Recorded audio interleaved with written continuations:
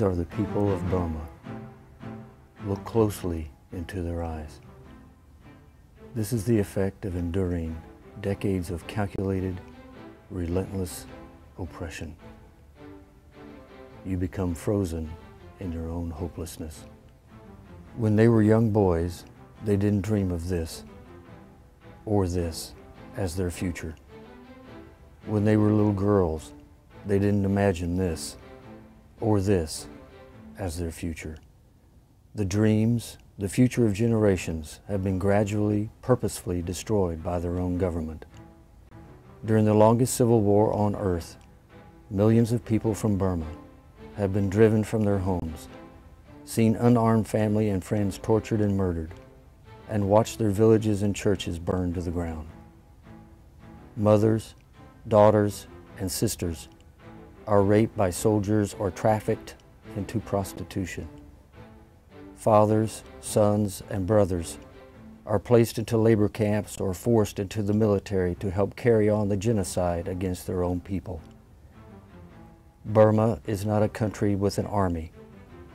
Burma is an army with a country. Considered one of the most brutal military dictatorships in the world, the generals and the army have systematically and deliberately committed horrific crimes, not against invading enemies, but against their own defenseless people. Seldom attacking in large numbers, usually in places far from the main cities, the military junta has patiently over several decades driven the ethnic, often Christian minorities to the edge of the country, and more sadly, to the edge of extinction. Political and humanitarian conditions continue to deteriorate. The media within the country is controlled by the government.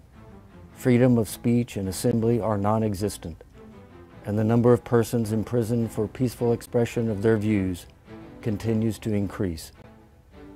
Daring to hope for a better future is a crime in Burma. Despite enormous challenges, we must act. We should proceed responsibly and carefully.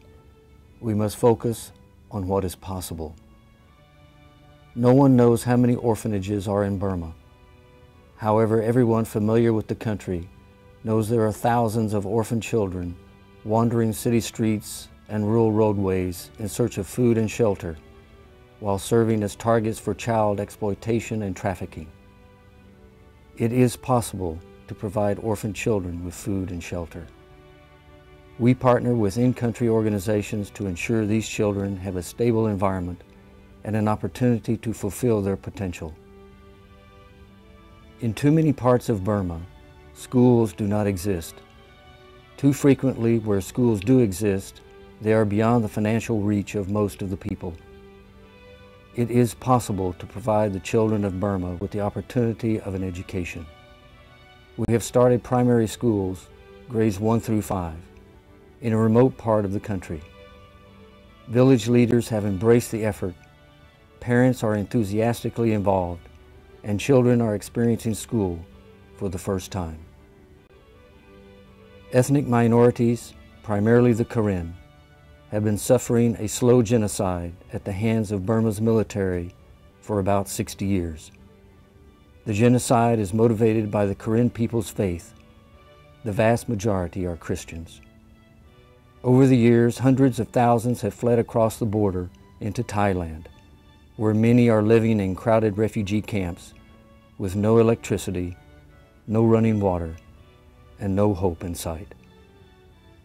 It is possible to help these Christian Karen refugees by sponsoring their resettlement to the United States or assisting those who have already arrived in the United States. Refugees are persons who have been forced from their home country due to ethnic, political, or religious persecution. Unless the current military government is overthrown, there is no chance these people will ever see their home country again. Transitioning from a life in the jungle, spanning decades in many cases, to life in the United States is often traumatic.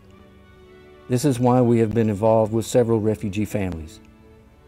They need help learning English, getting their children enrolled in school, becoming familiar with assistance programs such as food stamps and Medicaid, understanding the public transportation system, interpreting and paying bills, and countless other daily tasks associated with surviving in today's modern world. It is easy for resettled refugees to get discouraged, to believe the world has forgotten them, and that the government exists only to harass them. Is it possible for you to volunteer your time to let them know they are not alone? Burma is regarded as one of the poorest countries in the world. It has an average annual per capita income of $176. Nonetheless, it is possible to help poor families help themselves overcome their poverty. Through a small loans program, poor people are provided access to credit at reasonable terms in order to sustain and enhance their small businesses, such as a vegetable stand or a bicycle repair shop.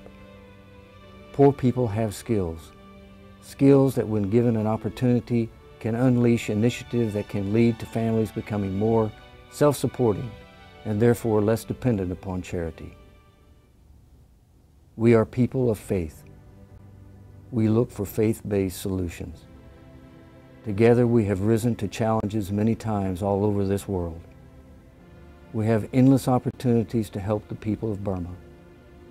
They have faces and names and families and needs. It is time to respond. It is time to place our faith into action. We cannot allow our own poor economy to overshadow the genuine needs of the truly poor. Will those of us with resources share our blessings or become frozen in our own complacency? The longer we wait, the conditions only worsen.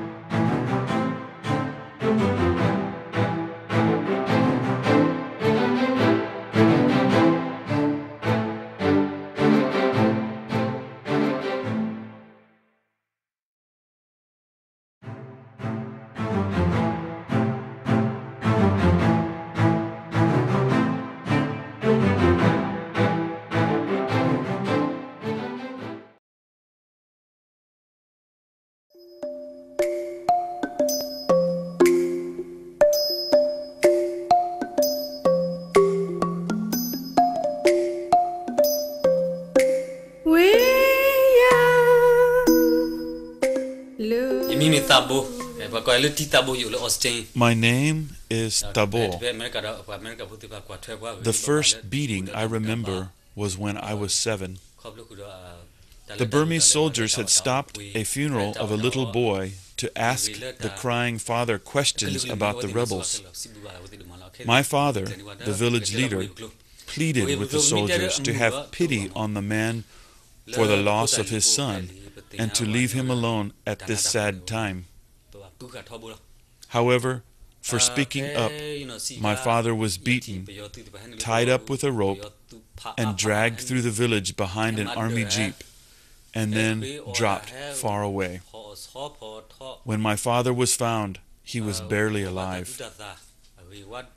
Some time later, the government soldiers returned to our village. This time, they placed a hood over my father's head, forced him into a military truck, and drove away. We did not see my father again for 1 year. He did not speak of torture. He returned a cripple. Then, one day, years later, the bombs came. Thousands of Karen, my people, died. It was time to leave Burma. I was now married, and with my pregnant wife, we traveled 14 days to a refugee camp in Thailand. We made our way through the jungle and mountains toward Thailand. We dodged Burmese army patrols, narrowly escaping death many times.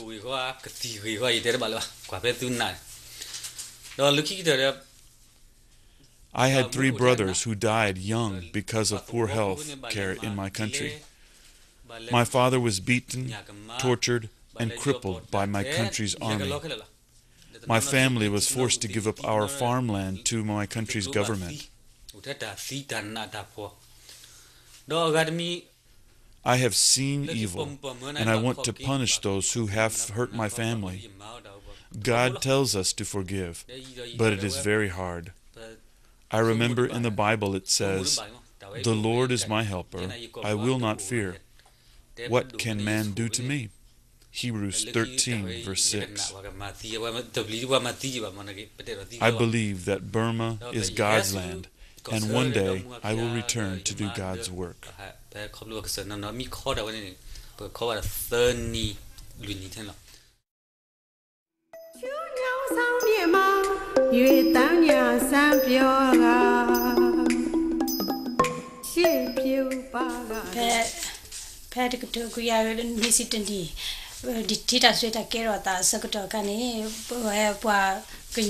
My uncle was a soft-spoken man and active pastor. He was loved by all the villagers and helped many of the people with their problems. Just as the sun was appearing above the delta horizon, the making of a pretty morning was changed by the surprising arrival of Burmese soldiers. They went straight to my uncle's house. They believed he was really a member of Karen rebel group. This is a group who fights for the Karen people's freedom from the brutal military government that rules Burma. It was untrue, but in Burma, whatever the soldiers say becomes the truth. The soldiers destroy our church except for one thing. The soldiers took the cross from my uncle's church. Then they hanged my uncle from the cross that they placed in the middle of the village. The soldiers said that anyone who helped him would be killed. For several days he hanged on the cross until he died. Then the soldiers left. Soon after I left too, for Thailand, where I lived in refugee camps for 15 years. I have now been in America for nearly 3 years. It may sound strange, but freedom takes time to learn. For me, it is a new blessing to freely and safely worship. For a while, I was afraid that someone would stop our worship. It is hard to forget the past, but every Sunday pushes back my memory.